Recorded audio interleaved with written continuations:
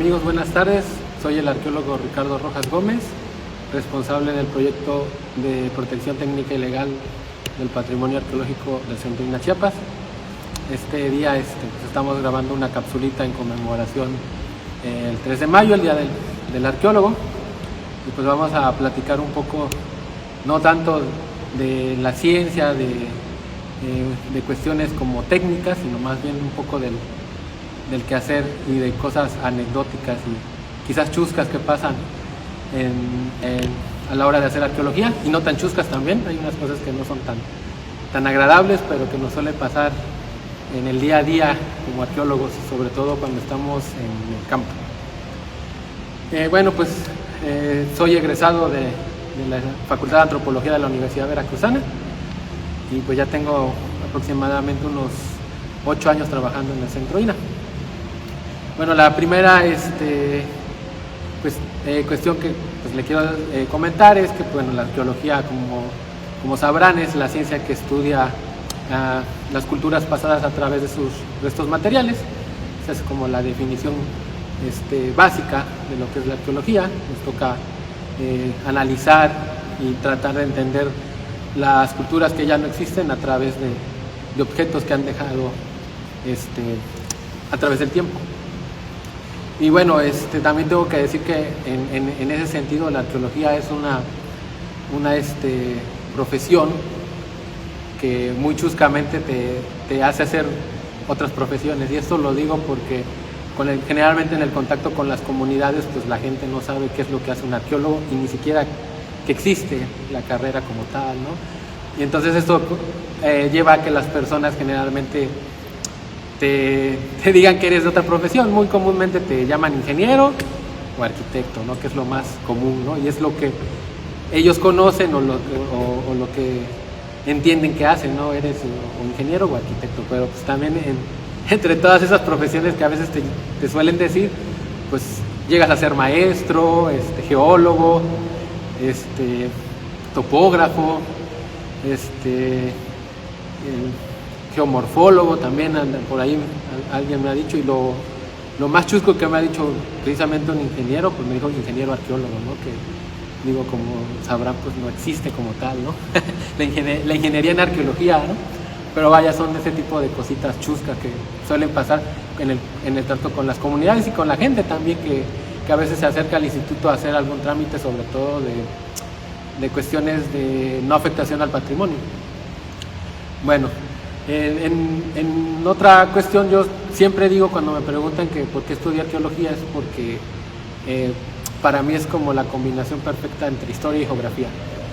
Ambas cosas me gustaban desde niño, entonces dije, esto es lo que yo tengo que estudiar, ¿no? Y bueno, pues ya llevamos un ratito desde 2007 por acá en esta cuestión arqueológica. Y bueno, una cosa que les quiero comentar, que ha servido mucho a lo largo del tiempo, una situación que nos pasó estando todavía en la universidad, en práctica de campo, haciendo un trabajo que los arqueólogos le llamamos prospección. ¿Qué es la prospección? Pues es caminar en terrenos buscando sitios arqueológicos o evidencia de sitios arqueológicos. Esta prospección la estábamos realizando en un pueblo en Veracruz que se llama Playa Vicente. Entonces, para hacer la prospección generalmente se dividen en grupos, dependiendo del maestro que te dé la materia.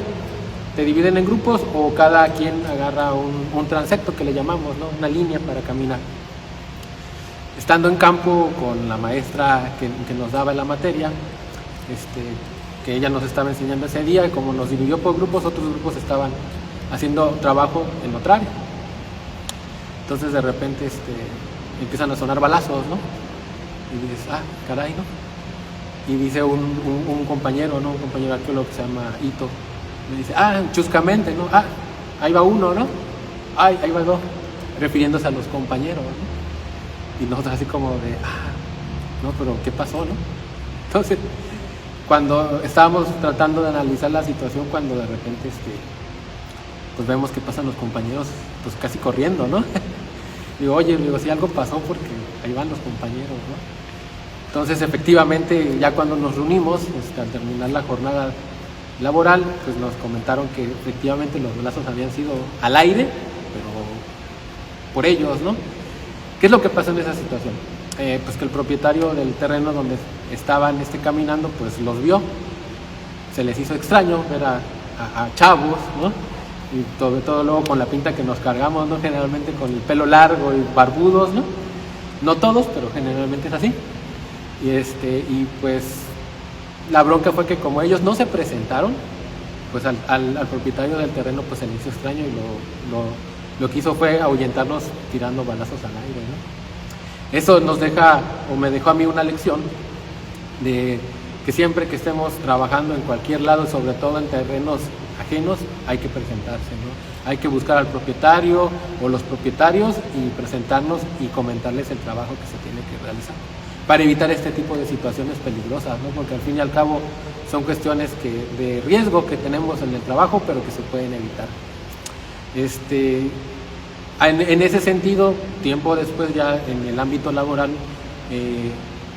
me pasó otra anécdota junto con un compañero que se llama Fernando, prospectando también, haciendo recorridos en el sur de Veracruz, con una empresa que nos contrató y que hacía los estudios para buscar petróleo a Pemex. Entonces era toda una gran maquinaria de una empresa que se dedicaba a estos estudios de sísmica que le llaman, para buscar petróleo y gas. Y estando un día recorriendo, nos pusimos a desayunar en un terreno, en un rancho de un señor que teníamos permiso. Ese trabajo funcionaba en que había un equipo de gestoría que pasaba antes que nosotros, que los arqueólogos, que los ingenieros y que los topógrafos, para precisamente solicitar el permiso a los propietarios. Entonces ellos lo que nos hacían era proporcionarnos un mapa con los terrenos en colores, dependiendo de la situación en que se encontraban los permisos. Verde era que podíamos pasar, amarillo en que estaban en proceso de gestión, y rojo era que pues, no nos acercáramos por ningún lado a ese terreno, ¿no? Era como un semáforo de advertencia, ¿no? Y ese día que nos tocó ese tramo, ese rancho, en el mapa que nos dieron estaba en verde. Entonces, estando desayunando, se nos acerca un señor a caballo, ¿no? Y bueno, pues nos empieza a platicar, nos pregunta, bueno, ¿ustedes quiénes son? Para esto resaltábamos dentro del panorama de los potreros, porque usábamos unos overoles naranjas, que era como el uniforme de la empresa, ¿no? Entonces era imposible no vernos, ¿no? Entonces nos acerca el señor a caballo, nos empieza a cuestionar qué hacemos en el terreno, bueno, empezamos a platicar con él. Le digo, mire, pues la verdad, nosotros somos arqueólogos, andamos buscando cerritos, que generalmente le llaman, ¿no? Que son los montículos arqueológicos o las estructuras arqueológicas, tepalcates, los pedazos de barro, de olla, figuritas, figurillas, monitos le llaman también en algunos lados, ¿no? Entonces, platicando con el señor, nos pregunta que quién nos había dado permiso de acceder al terreno. Le comentamos que pues para nosotros su terreno parecía en verde, inclusive le decíamos que pues, salía a nombre de, no sé, ahorita no recuerdo el nombre del propietario, pero por ejemplo de Juan N., ¿no? Y me dice, sí, dice, es que Juan N. soy yo, ¿no? Pero en el momento que nos comentó que él era el propietario, mueve el caballo y nos percatamos que traía un revólver en la cintura, ¿no? Entonces así como de, ay, ¿no? Digo, mire, pues qué bien que es usted, usted pues sabe cómo se hacen estas cuestiones, debió de haber pasado otro equipo igual con overoles naranja, en el que le debieron de haber pedido permiso para hacer este tipo de cosas. No somos las únicas personas que vamos a pasar, también van a pasar los topógrafos, los ingenieros, los perforadores. Y me dice, entonces como que ya platicando con él, la versión concuerda, y realmente fue lo que pasó, ¿no? Sí fueron a platicar con él, y lo que nos estaba haciendo era probarnos, ¿no?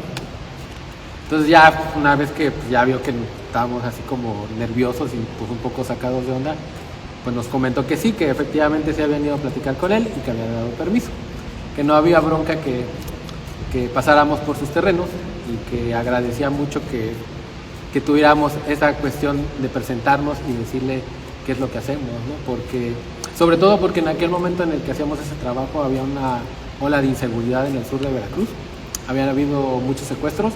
Entonces nos comentaba él que siempre está bien hacer eso, acercarse a las personas, a los propietarios, porque inclusive ellos ya se habían organizado para combatir estos grupos, ¿no? Lo cual implicaba que pues, tienen armas, y dice, no les vayan a pegar un susto, ¿no? Aquí pues la verdad estamos muy pues conmovidos con toda esta cuestión que ha habido de secuestros, entonces estamos pues, armados, ¿no? Preparados para contrarrestar este tipo de cosas. Entonces, sí les recomiendo que siempre preséntense con el propietario o los propietarios del coche, ¿no? Entonces, en esta ocasión, pues, este tipo de cuestiones de gestión que se le llama, pues sirven, ¿no? Para evitar cualquier suceso, accidente, ¿no? Que se pueda presentar. Y bueno, otra de las cuestiones también de la arqueología, pues es la seguridad en el trabajo, que a veces no se les da como el interés que tiene que tener, ¿no? Estamos acostumbrados a trabajar de cierta manera, ¿no? Y esto lo cuento porque estando en un recorrido también en Oaxaca, con un colega que se llama Raúl Valdés, nos tocó un tramo de recorrer, estábamos recorriendo para un área que se iba a inundar para una presa. Pues en el recorrido, prácticamente al finalizar, nos tocó que el río se encañonaba y no había otra forma de pasar más que pues nadando, ¿no? Y eso siendo un nadador muy experimentado, porque había rápidos, entonces es un poco complicado nadar en ríos que tienen rápidos, ¿no? Entonces, la verdad, por huevones, y estábamos más chavos también, a veces no piensas tan claramente, ¿no? Implicaba que nos tendríamos que regresar todo el trayecto que ya habíamos caminado, que eran aproximadamente unos 4 kilómetros. Entonces, pues la verdad ya íbamos cansados, no queríamos. Y se nos ocurrió la grandiosa idea, junto con Raúl, de escalar la pared, ¿no? Una pared de un cañón que medía como 100 metros de altura, ¿no? Para arriba. Y pues ahí vamos, sin cuerdas, sin equipo, sin nada. Así. Nosotros podemos ir solo agarrándonos de las rocas y subir, ¿no? Híjole, pues sí subimos, ¿no? Pero realmente yo creo que esa anécdota ha sido una complicada, y es donde he sentido que pude haber muerto sin ninguna bronca, ¿no? Porque la verdad, solo con las manos subir una pared de roca de 100 metros está difícil. Sí lo logramos, pero ya la verdad al final nos temblaban las manos, nos temblaban las piernas, a los dos. Lo que llegamos hasta ya llegar arriba a la cima fue literal botarnos en el suelo, y estuvimos prácticamente como 45 minutos así, ¿no? Del cansancio, y tomando agua, que afortunadamente llevamos, porque luego también suele pasar que no llevas agua, ¿no? O llevas la cantidad exacta para lo que tú ya sabes que tomas, y luego pasan este tipo de cosas, ¿no? Que realmente a veces uno pues se las gana, ¿no? Por ser valiente y aventado, pero sí está complicado, ¿no? Trabajar sin equipo de seguridad, ya no lo hago. Eso es pues el aprendizaje, ya no lo hago. Ahora sí hay que hacer algún tipo de cosa de rapel o de subir o algo. Inclusive el agua, ¿no? Con un chaleco, porque también a veces uno se mete al agua así sin saber nadar, y sí está complicado, pero suelen pasar, y hay muchas anécdotas de arqueólogos que le han pasado ese tipo de cosas y otras más, ¿no? Y bueno, ya para finalizar, tengo una de excavación, una anécdota un poco jocosilla, cortita. Estando en el salvamento en la fábrica de Nestlé en Chiapa de Corzo, excavamos un montículo que es el número 14. Entonces nos tocaba excavar la parte de arriba del montículo, que es generalmente donde salen cosas. Y bueno, nos salió un muro de piedra, de piedra careada, que generalmente nosotros los arqueólogos le llamamos cista, que es como un cajoncito. Y bueno, esos cajoncitos generalmente tienen o ofrendas o entierros. En esta ocasión nos salieron huesos, y obviamente pues empezamos a descubrir lo que era el cráneo de un individuo que estaba enterrado en esa cista. En el proceso de excavación, junto con el arqueólogo Adán Pacheco, que era el que llevaba ese proyecto de salvamento, se nos empezó a hacer raro que en el área de la cabeza de ese individuo que encontramos había otros huesos. Así como de, caray, así como estos huesos no deberían de estar aquí. Después identificamos que eran parte de unos fémurs, ¿no? Que obviamente o era contorsionista o era de otro individuo, ¿no?